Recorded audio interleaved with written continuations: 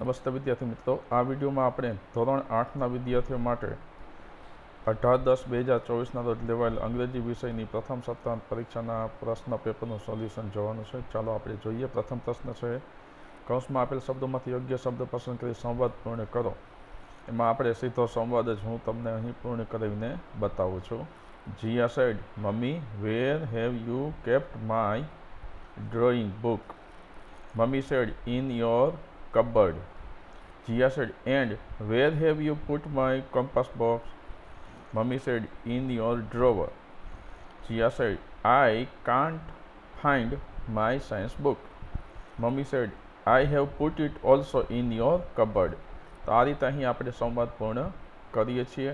ત્યારબાદ હવે આપણે બીજો પ્રશ્ન જોઈએ. નીચે આપેલ વાક્યોમાંથી અતાર્કિક શબ્દો છે કે નહીં, વાક્યો ફરીથી લખો. અહીં અતાર્કિક શબ્દો છે એ છેકેલા છે અને વાક્ય ફરીથી આ રીતે આપણે લખી શકીએ. પ્રથમ વાક્ય આપણું આવું બનશે, when did Mahatma Gandhi go to Delhi? બીજું છે, what is the birth date of Mahatma Gandhi? ત્રીજું છે, when gave the first advertisement in 1625? પછી who was the theatre developed? અને પાંચમું છે, where did Sunita Williams stayed for 36 days? પ્રશ્ન ત્રીજો જુઓ. નીચે આપેલા શબ્દોને શબ્દકોશના ક્રમમાં ગોઠવો. તો અહીં શબ્દકોશના ક્રમમાં આપણે આ રીતે ગોઠવી શકીએ. પ્રથમ છે એને આપણે બોર્ન, બ્રિંગ, કન્ટ્રી, ડેટ અને ઓરિજિન એ રીતે. ત્યારબાદ બીજો વિભાગ છે એમાં ચૂઝ, ફાસ્ટ, ફાઇનલ, રેડી અને સ્ટ્રેસ. ત્રીજા વિભાગમાં ગિફ્ટ, ઓનલી, પોએમ, રીચ અને સેકન્ડ. ત્યારબાદ છે ચોથામાં સ્કોલરશીપ, સી, સમથિંગ, સ્ટાર્ટ અને શ્યોર. પાંચમું છે કેરફુલ, ચૂઝ, કમ, કોન્ટેસ્ટ અને કરેક્ટ. આ રીતે આપણે શબ્દકોશના ક્રમમાં યોગ્ય રીતે ગોઠવવાનું હોય છે. પ્રશ્ન ચોથો છે, નીચે તમને એક ગ્રાફ આપેલો છે, એની ઉપર તમારા પ્રશ્નનો જવાબ આપવાના છે. ગ્રાફનો અભ્યાસ કર્યા પછી આપણે આ રીતે પ્રશ્નનો જવાબ આપી શકીએ. પ્રથમ છે, ખાલી જગ્યા is the most polluted city? તો એમાં જવાબ આપશે Cairo is the most polluted city. બીજું છે, which is the list polluted city? The least polluted city is Tianjin. ત્યારબાદ છે, how many cities are maintained in the graph? આ ગ્રાફમાં કેટલા સિટી મેન્ટેન કરવામાં આવે છે? 4 cities are maintained in the graph. પાંચમું છે, Tianjin is less polluted than Kolkata. True or false? તો અહીં વાક્ય બને છે true. ત્યારબાદ છે, Cairo is more કે less polluted than Delhi? તો અહીં આવે છે Cairo is less populated than Delhi.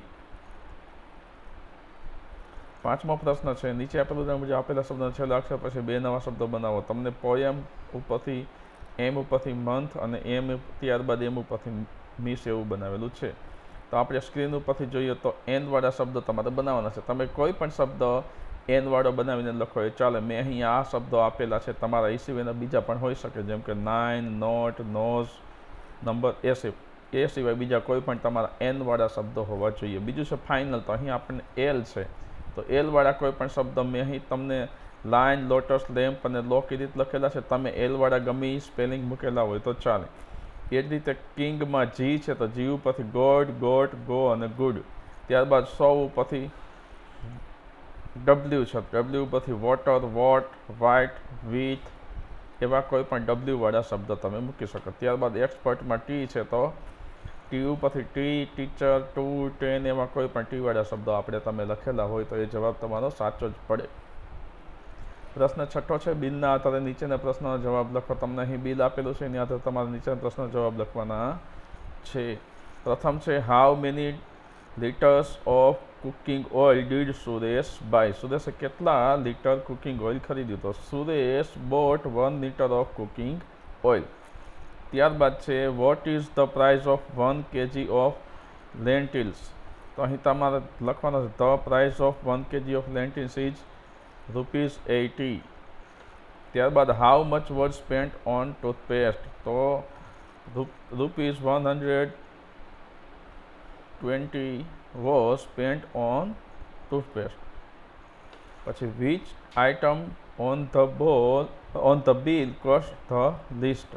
The item on the bill that cost the least is salt. પછી when was this bill generated?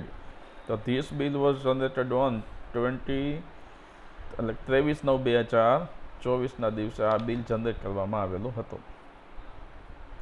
7મો પ્રશ્ન છે, પેરેગ્રાફ વાંચવાનો છે અને પ્રશ્ન જવાબ આપવાના છે. હું અહીં પેરેગ્રાફનું વાંચન કરતો નથી, સીધા જ તમને પ્રશ્નનો જવાબ આપું છું.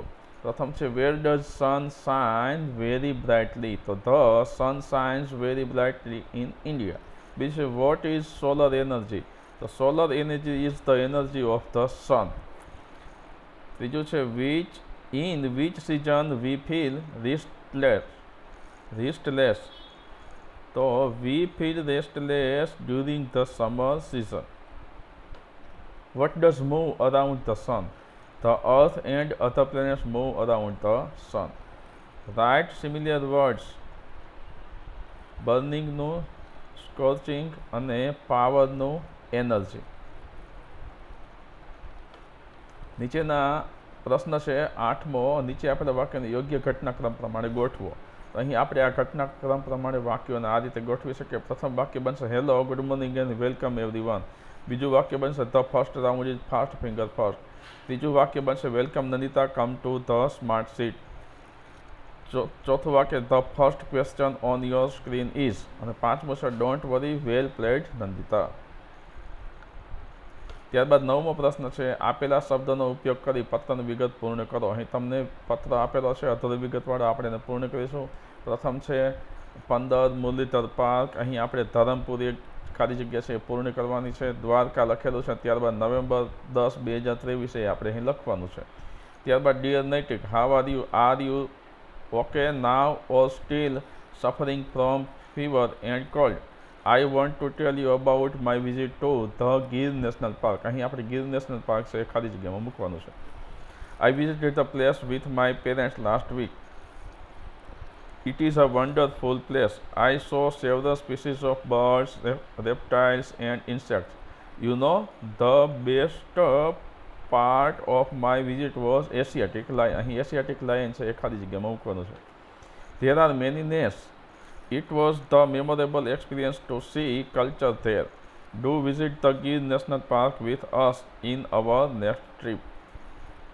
Give my regards to your parents. અહીં your parents છે એ ખાલી જગ્યામાં મૂકવાનું છે. And love to cute Kenya. Your friend પ્રથમ. આ રીતે આપણે અહીં 9મો પ્રશ્ન છે એ પણ પૂર્ણ કરેલ છે. ત્યારબાદ 10મો છે, કૌંસમાં આપેલા શબ્દનો ઉપયોગ કરીને આપેલા છે તેના આધારે 8-10 વાક્યો તમારે લખવાના છે. અહીં તમારે વાર્તા લખવાની છે. જેમ કે તરસ્યો કાગડો વાર્તા આપણે સાંભળેલી જ છે. તેની ઉપરથી આપણે આ રીતે વાર્તા લખી શકીએ. Once upon a time there was a thirsty crow. One hot day, the crow found a pot with a bite of water at the bottom. He tried to drink but couldn't reach the water. The crow had a smart idea. He picked up small stones and dropped them into the pot. Slowly, the water rose to the top. The crow drank the water happily. His clever plan worked. The crow showed that using your brain can be solve problems. તો આ રીતે આપણે આ વાર્તા જે આપેલી છે એને અહીં પૂર્ણ કરી શકીએ. મિત્રો, મારી યુટ્યુબ ચેનલ માય સ્ટુડન્ટ એજ્યુકેશનને તમે સબસ્ક્રાઈબ કરજો અને તમારા અન્ય મિત્રોને પણ શેર કરજો. ધન્યવાદ.